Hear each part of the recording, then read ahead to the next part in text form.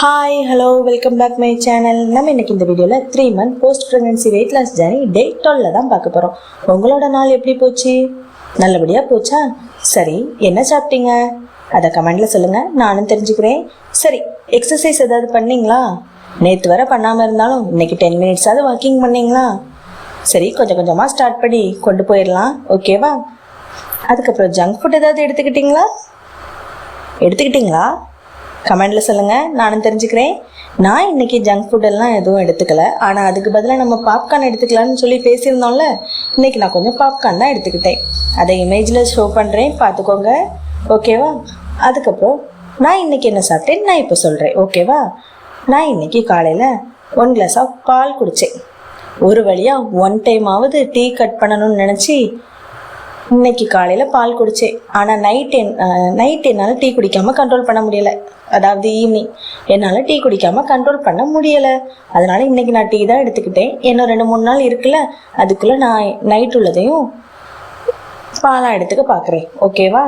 சரியா? சரி, நீங்கள் ஏதாவது உங்களுக்கு பிடிச்சதை மாற்றிருக்கீங்களா? அதையும் கமெண்டில் சொல்லுங்கள், நானும் தெரிஞ்சுக்கிறேன்.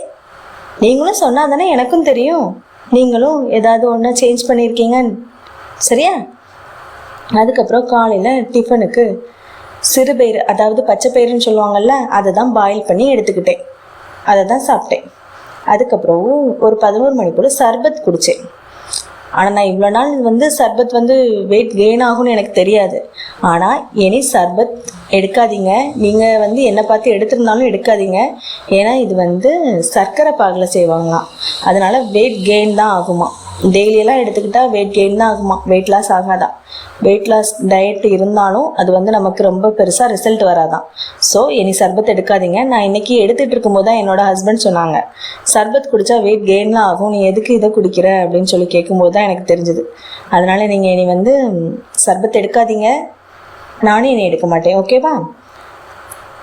அதுக்கப்புறம் இன்னைக்கு லஞ்சுக்கு சுட சுட சாதமும் ஃபிஷ் கறியில் உள்ள ஃபிஷ்ஷும் எடுத்துக்கிட்டேன்.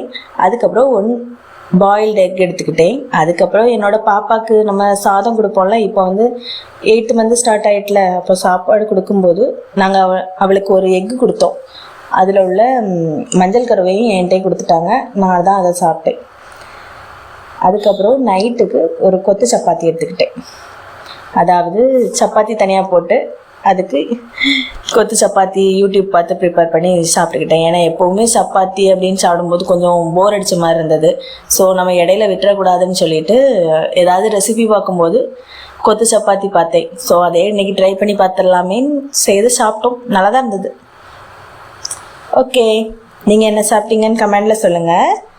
சரி, நான் நாளைக்கு என்ன பண்ணுறேன்னு சொல்லி நாளைக்கு நான் சொல்கிறேன். நாளைக்குள்ள வீடியோவில் பார்க்கலாம். பாய் பாய்.